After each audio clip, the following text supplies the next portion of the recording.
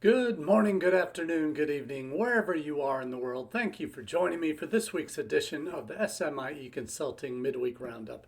It's Wednesday, January 15th, 2025, and today we're going to be answering three questions we've been hearing from international educators over the last 7 days. And as we do each week on the Roundup, we take our questions that we answer here on Wednesday afternoon from our newsletter that comes out on Monday mornings at 9 a.m. Eastern Time. If you subscribe to us through our website, smieconsulting.org/subscribe, that's where you can scroll down and input your information, your institution, and your email address, and we'll get that to you. That comes out at 9 a.m. Eastern again on Monday morning. And that newsletter called All the SMIE News Fit to Share. SMIE stands for Social Media and International Education News. And that's what we share with you each week in the newsletter. And the email version, I dropped a link to the most recent edition that will be covering the stories. Many of the stories that are in the newsletter, we're covering many of those through the questions we're answering today. And that's what we do each week is we look at the themes we see developing in the news stories of that week. And we cover social media news stories, AI, ed tech world, space, and those kind of stories, as well as what's happening in the United States, some of the big picture international education news stories that happen around enrollment, regarding visa policy, regarding new markets, whatever it might be, as well as a roundup and solutions to what's happening in our industry that can help potentially you improve your institution's international education strategy. And we also have a global roundup that we try and feature what's happening in the rest of the world, and that's an important piece. We work in international education, and oftentimes we get so busy in our work focusing on what's going on our own institution and the politics that are at play at our institution, we often lose sight of what the impact of policies and student flows to other parts of the world. We oftentimes don't see everything else that's going on around us. So that global roundup really helps shine a light on what's working in other countries and how we might better advocate for change that better reflects what we want in the United States. So I've also dropped the LinkedIn version to our newsletter in the chat. And again, between both of those, the LinkedIn version comes out at 8:30 on Monday mornings Eastern Time, and the email version at 9 a.m. Eastern on Monday mornings. We do go into, between the two of them, we have now well over 2,300 subscribers to the newsletter. So really excited that many international educators are getting our news each week as part of their international edification. So thanks again for all being a part of that. We're going to start with our first question of the week. And that is, what are the basics of institutional branding directed toward international students? And this is really at the heart of what we talk about regularly on the Roundup is, are you meeting students where they are? On the platforms that they're using, with the messaging that they need to hear, and the content that will keep them coming back for more and keep them engaged throughout that enrollment cycle. Because if all you do as an international admissions person is, because you're new and you don't know any better, is all you're able to do is replicate what you send to your domestic students, you send the same stuff to your international students, you're almost shooting yourself in the foot in the process, because so many of the messages that international students need to hear aren't included in what typically domestic students will receive.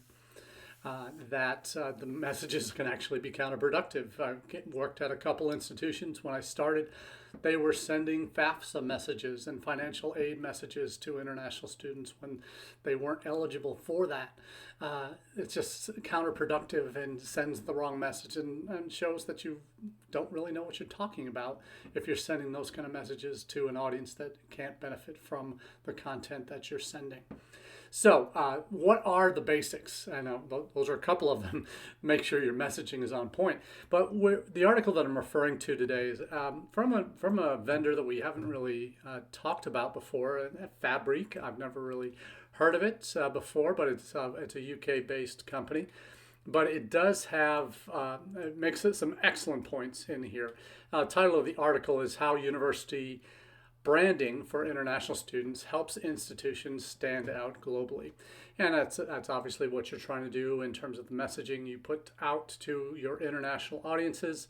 The piece here from Fabrique covers a lot of different things. Why you need an international student recruitment strategy, using university branding to attract global students, creating a brand that resonates globally, crucial elements including effective messaging, compelling approach to storytelling, compelling visual identity for international audiences, so they see people like them, and a user-friendly website that's tailored to international audiences, as well as a strong and consistent social presence.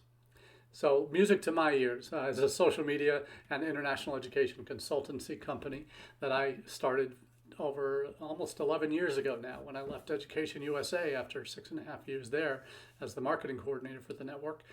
I saw the confluence of social media and international education and what social media is, and branding and marketing and online presence and having identity and website content that meets students where they are. These are all messages that when I started my company, I really felt as were at the heart of what we needed to be doing in international enrollment management. So much so that my job as a consultant has led me to work for a number of different institutions over the years. Most recently at the University of Nevada, Las Vegas, which I started as a consultant, moved to a full-time employee for 2.5 years, just recently left that position to work at the University of Akron, also fully remote from home in Ohio, only a 2-hour drive instead of a 4.5-hour plane ride, working for the University of Akron now, building a strategy, a recruitment strategy, partnership strategy to grow enrollment. And we're at the beginning stages of really putting in place the kinds of elements of a recruitment strategy that are going to be falling along many of these same lines here. But these are the core elements. We talk about these core elements in our six P's of strategic international enrollment management. And those 6 P's are foundational. They're principles on how institutions can really go about devising a strategy that includes elements that show that there's a global perspective, a local perspective on what's going on your campus, that you are including elements of planning and putting together data-informed strategies that help plan what makes sense for your institution, that you are using and connecting with the right partners and the right platforms. Partners being Education USA, international schools, international institutions, agency partners, all sorts of partnerships that you could be including in your overall drive to become success. And not only external partners, but on-campus partners that can help build the long-term success for your institution internationally is based on how well you're taking care of your current students. So on-campus partners are key. But the platforms that you're identifying, and that's what this element, this article from Fabrique really takes into account, is what presence you have digitally on your website, on social, that really connects with international students, having that content that connects. So the platforms you choose, what social media platforms, what college search sites you have profiles listed on, do you have that kind of presence on the right platforms where your students are spending their time, your future students are spending their time. And then you will look at people, the people that you work with, the peers that you're engaging with, that you include peers in your recruitment, that you include current international students in your recruitment of future international students, that you have the right content that meets students where they are through the personalization approach that you take by having native language content, by having major level content that's specific to them. We're in the process of, in the next few weeks, building international student communication plan and having segmented pieces for different countries, and eventually different academic programs beyond what they typically get as an international or as a domestic student. So we're really putting in place the building blocks right now, and I'm really excited to be kind of in at the ground level. There's a baseline of students there. There's a good academic programs that we're going to be able to recruit for, but we don't really have a wellspring of content yet that we can be putting together to really drive what we want to do forward. So this article focuses on the branding of an institution, the global message that you have going out, what it might be for your institution domestically. Everybody has their unique selling points, the values that you have as an institution, but are those values domestically the same as what they are interpreted internationally? Or are there different takes on what your values are as an institution that you can massage and maybe reword internationally to make it more impactful? So these are the kind of questions that as institutions we need to be doing a thorough job and having specific international content that really meets students where they are and has the messaging that's right for them on the platforms that they're on, and using your current students to reach them and do it in a personalized way. And when you can do that effectively, it's going to raise your profile with those students and increase your chances of enrolling them, because it shows you're speaking their language figuratively and literally in some cases.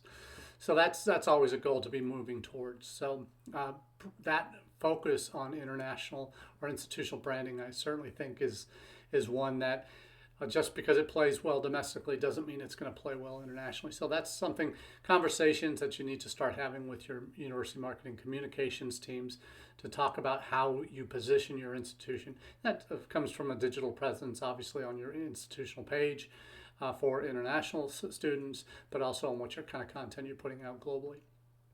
So that's where we are with the first question.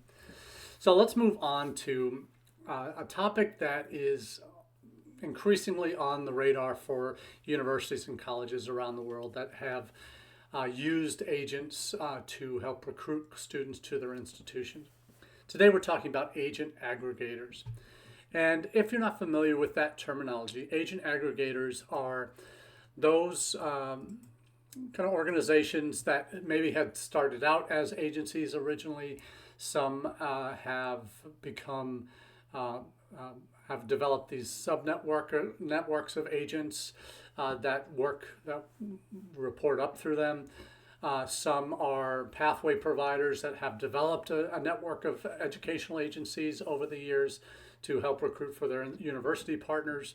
Some are ed tech companies that have become aggregators because of a service that they provide. It's kind of an online platform for college search, but also for agents to direct their students through the process of applying to universities in a variety of different countries. Now I'm going to throw out some names here for aggregators that you may or may not be familiar with, but there's Adventus, Applyboard, Shorelight, Into, LCI Group, Leverage.edu, KC Overseas, MSM. All of these are ones. Crizac is one I've never heard of. Defavo I've never heard of. Edvoy I've heard of but haven't worked with. Accelerate. There's a huge number of these that are out there that you may or may not know that you're already working with. The chances are that agencies that you might have under contract are also sub-agents for one or more of these agent aggregators. Now, if you're not familiar, excuse me, in the United States, we've done some surveys over the last decade or so. Not myself personally, but NACAC has done these. NAFSA has done some similar surveys of its members to ask how many institutions are using agencies, what percent, and then how many individual agencies do you have? And the average has been like somewhere in the mid to upper 30s, low 40s for U.S. universities that are using educational agents. It's a newer phenomenon, frankly, for most U.S. schools. Probably only in the last 10, 15 years have most institutions started thinking about it, if not implementing strategies around it.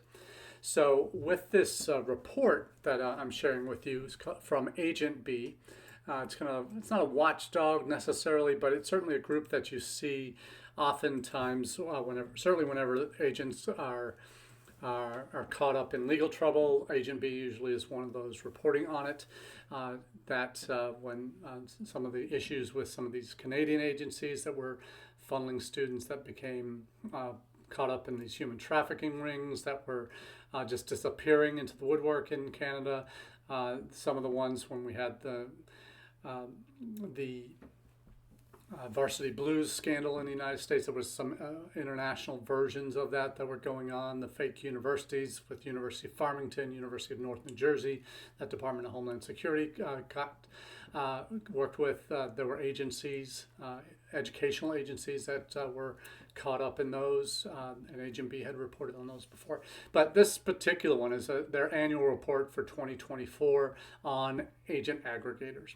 And the numbers here will boggle your mind if you're not familiar with the kinds of volumes that we're talking about here. The one in particular, the one that's head and shoulders above everybody else in terms of the number of agencies, is LCI Group. That's a Chinese-based organization that has over 15,000 subagents. 15,000 boggles the mind. The only other two that have ever gotten into five figures for agencies has been Apply Board. They were up to about 10,000 for a couple of years, and then they dropped back down to probably closer to 7,000 or so now. Another one has grown. Adventus has grown. You've seen Leverage EDU has grown. They're up to around 10,000 now. After LCI, they're probably the next largest group. So we have a lot of these agency aggregators. Agent aggregators have just incredible growth. In fact, the minimum number of agents that these aggregators have on this chart, and there's probably about a dozen that are on this chart. The minimum that they have is about 2,000. I think there's only one, and that was maybe 2 years ago. Then the lowest number is about 2,500. Now that for the numbers that have number of the agent aggregators are on this list. So these agencies are dealing with aggregators are dealing with literally thousands of sub agents that are working for them. Now I will tell you this. I thought when I started a job about 8 years ago now. 7 years ago, 9 years ago now, this April, started a job where the previous director had been there for 30 plus years and had only ever worked with agents. And when I started there at this institution, I asked my staff, they send me over the list of our current agents. And they said, well, it's really hard to say. It's not a accurate list. And I go, well, just send it over to me. So got the list, and there were 2,500 agents on that list. And it blew my mind. I'd never seen anything like that. When the average in the U.S. at that time was about 30. This institution had over 2,500 agents on the list. And it was basically, it's not in a database anywhere, it's just a spreadsheet, a running spreadsheet of new agreements that were signed from different speed dating of agent events that have been attended, and agreements signed. And agreements was a very loose word for what was actually happening. There weren't contracts even at that point. But I thought this can't be accurate. It's 2,500. 800 were from India alone. It was absolutely insane. But looking at that, that's the closest thing I've ever experienced to something like when I looked at this agent aggregator list, or this article that Agent B has put out. The numbers here are just mind-boggling in terms of the kind of volume that these agents work with. And anyone who's been to India for any fairs over the last few years, if it's one of your agencies that is sponsoring the fair, there may be a number of U.S. reps attending, but the majority of the folks that are attending these are in-country reps for some of these aggregators directly, Shorelight, or partners of Shorelight, partners of Into, partners of Adventist or Apply Board, they would have their own staff that are represented there. And oftentimes the agencies that are participating in this, that just having those aggregators represented in the room is an indication that they work as agencies, that they might have their own network of subagents, but these larger agencies in India that put on these massive fairs have a number of agents that work for them. They will have several of the aggregators, if not there as themselves, representing Shorelight, representing Upgrad, representing Adventist, whatever, or Apply Board. They have representatives from those companies are representing a range of different institutions, because those are maybe pathway providers or whatever the case may be. So there are oftentimes agencies that are working for 4 or 5 different agent aggregators. This happens not just in India, but in Nepal, in Vietnam, and a lot of the major South and East Asian markets. You're going to find this regularly. I saw that firsthand when I went to ICEF, Latin America agent meetings, workshops in Sao Paulo, Brazil, back in September of 2023. There was MSM was there, Apply Board was there, and then they were having meetings with the agencies trying to sign them up. And there's all sorts of challenges when you have these relationships that are so intertwined, and it's hard to, when you walk into any fair in India and you try and discern who's working for who, where. It's just an absolute web, and to try and unravel it all is just absolutely impossible to do. So the clarity for institutions related to aggregators is it's clear as mud in terms of understanding the relationships and the challenges of working with some of these aggregators over others, the volumes that they're dealing with. All of that is just rather frightening, frankly, when you think about it. You look at some of the growth where this is happening. That you look at places like Career Mosaic, a partner I used to work with quite a bit in India when I was at UNLV. They have gone in a year from 2020, from where they were at the January 2024 to January 25. They've increased their network by over 1,400 sub-agents. They're up to 2,300. Career Mosaic, based in India, in Ahmedabad. But when I went there in September, August, I went to visit agencies in parts of India, in Nepal, and in Sri Lanka. Wanted to go to Bangladesh, but they were still having some major political revolution going on in the country, so couldn't get in there. Went to Sri Lanka instead. But Career Mosaic has expanded their network to agencies in those 3 countries. That I know is a major part of their growth. There are all kinds of these agency partners, traditional agencies that have grown into aggregators over the last few years. GB as well, they're up to 3,500 sub-agents. So knowing that, these numbers can really just make your head spin, frankly, when you're trying to understand the significant change in that, in terms of what's happening to the market, and it changes so quickly, and that if you're not aware of some of these things, it can really catch you out. So the biggest one of these, as I mentioned earlier, is Leverage EDU. They increased from 2,000 to 10,000 in the course of a year.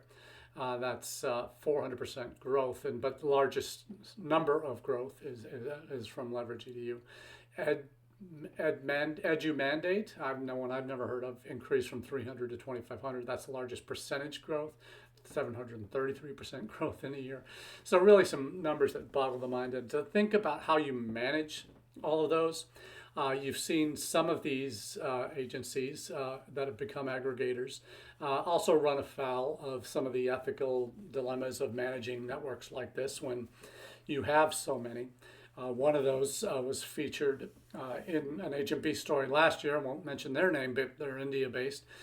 They had some of their sub-agents that got into some trouble, and that caused that particular agency to have their accreditation reviewed and examined by AIRC and some of the other agencies that accrediting bodies that work with them.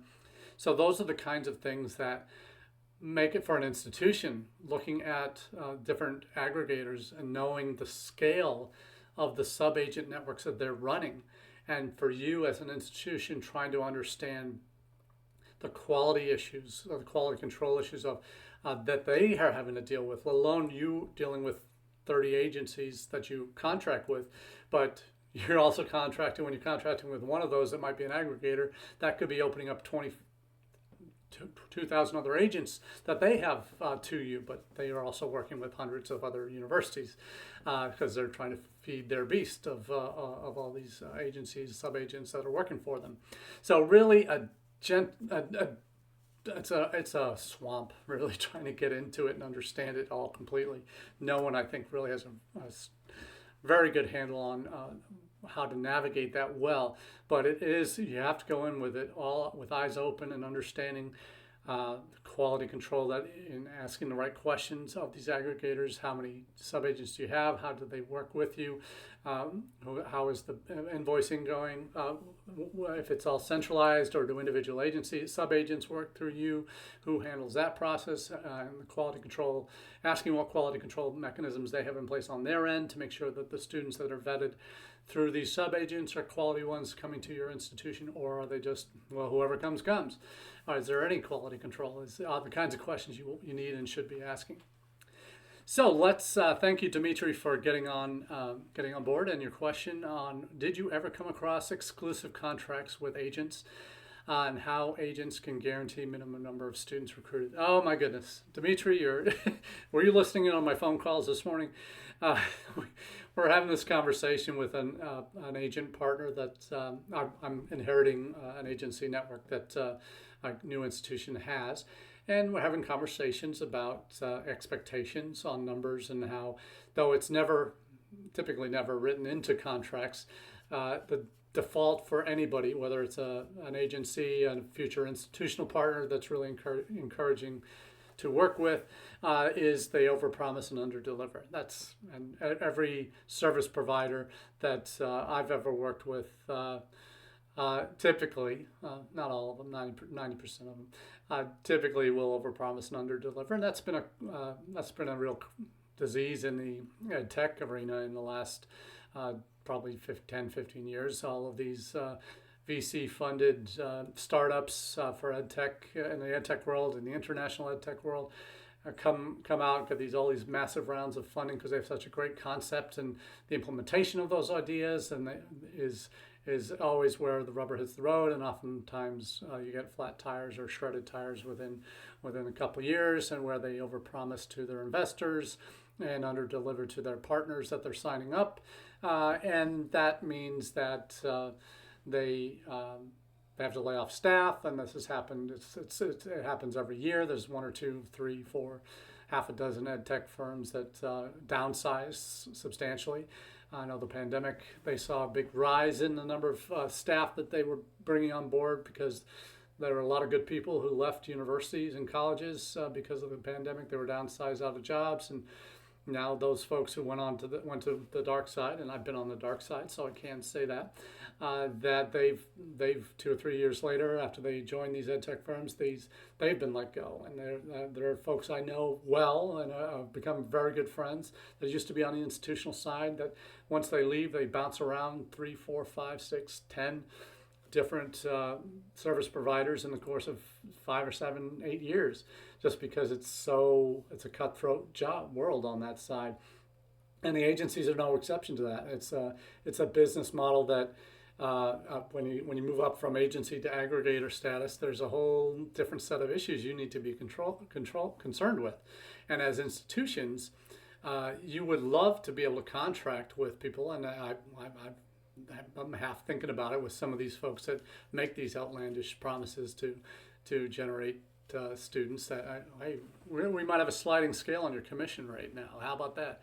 We'll do our base rate for any student that you send in, but if you send us 10 students, we'll give you an extra bit of money. If you send us this many more, maybe we'll give you an extra bit more. So that's something that I would, I don't know if any general counsel offices would ever do that, but I certainly can see it happening because we had one agency that we had a particular relationship with. They had made promises to a department to enroll students, and saying maybe 100 will come, and we only have maybe 5 out of 100 instead of 100.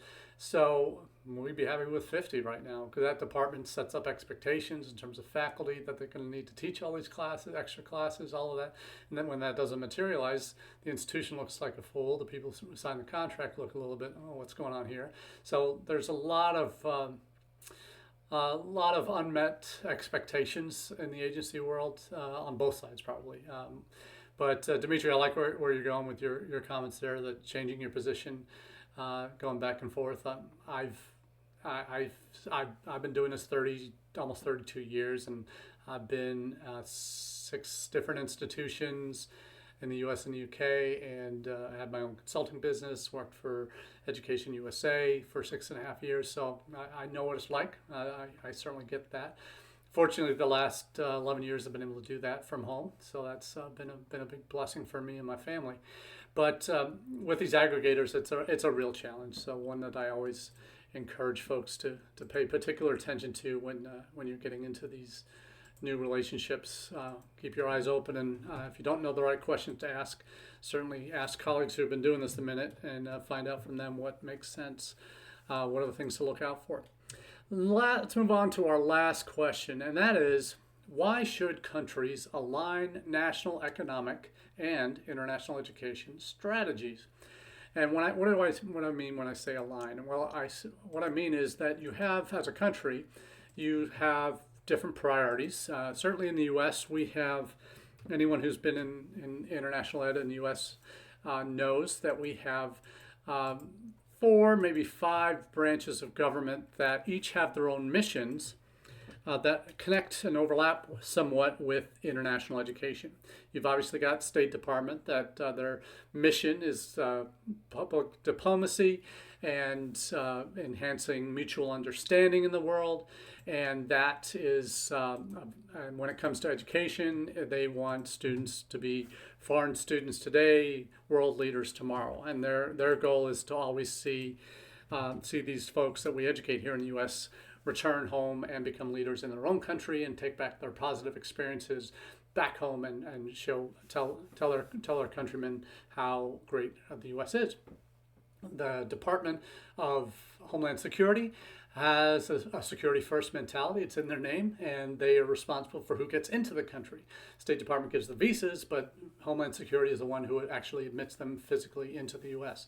So their concerns are security and intended purpose and all of these things that students, so their mission is not bring more students in. You have Department of Commerce through their U.S. Commercial Services has one of their main mandate. Their main mandate is promoting U.S. businesses abroad in the U.S. Commercial Services, and that U.S. colleges and universities are part of those businesses that they promote. And their goal is not necessarily mutual understanding. It's not necessarily security of the United States. It's bringing revenue into the United States as an export. Education is an export in the U.S. Then you have Department of Education that really doesn't do a whole lot with higher education other than funding through federal financial aid, which international students don't benefit from. But they have, so it affects, they have some Fulbright money, and they help send students abroad for study abroad from the U.S., but for internationals, they don't really have a huge impact on policy. And then you have Department of Labor that does have some post-study work after OPT, going into H-1B visa status. That transition is the Department of Labor is involved. So there's all of those agencies, departments, federal departments I've mentioned, have very different policies and mission directives that aren't coordinated at the White House level, at the national level. They all have maybe interagency working groups to tell each other what they're doing, but they don't really coordinate efforts around a central themed goal. We are behind the times in the US. We're behind even our Western allies, the UK, Australia, Canada, that have had policies, national policies that have been in some ways and forms supportive of international education and actually promoting international education as a national policy directive. There are a series now, and I've talked about this in the newsletter several times, and there's a series of articles from Korea, from Malaysia, from Vietnam, even from. Let's see, who else are we talking about here? We've got Hong Kong, Malaysia, Korea, and Vietnam, the four that I've dropped the links to in the chat. All four of those countries have, or in Hong Kong's case, SAR, have specific national policies that are aligning economic needs of a country with international education needs, that those two are actually connected, that by bringing in more students in areas that we don't have a domestic population that is currently able to fill those jobs in our country, that we need to grow our economy by bringing in skilled labor through our universities, who then encourage them to stay and work. You now are seeing those policies aligning in East Asia. As in some East Asian countries, they're doing it because they're aging populations. Japan, Korea, China, even to a lesser extent, and Taiwan. You see other countries in Southeast Asia that are growing themselves, but they're looking to become destinations for international students. And one of the things you do to encourage them to come is to say, give them scholarships and or work opportunity after they're done. So those countries, Vietnam, Thailand's doing it, Malaysia's doing it, Indonesia's doing it, Philippines are starting to get their act together as well. So you see that happening because the governments understand there are priorities, and they decide economic priorities to maintain their country's growth, and they're putting in place international education policies that support students coming to their countries and becoming employees after they're done with their degrees, and giving them eventually residency. So building in kind of what Canada did to the extreme, they're doing that as a directed and controlled way of growing their skilled labor force in those countries through international education. So that's why they should do that, because it helps the economy and the country grow. So that's all we have for you this week on the Midweek Roundup. Went a little bit long, but that's okay. Had a lot to say today. Some really juicy topics to sink your teeth into. So hopefully you enjoy the content, and we'll be back next week with another episode of the Midweek Roundup. So until then, have a wonderful day. Cheers.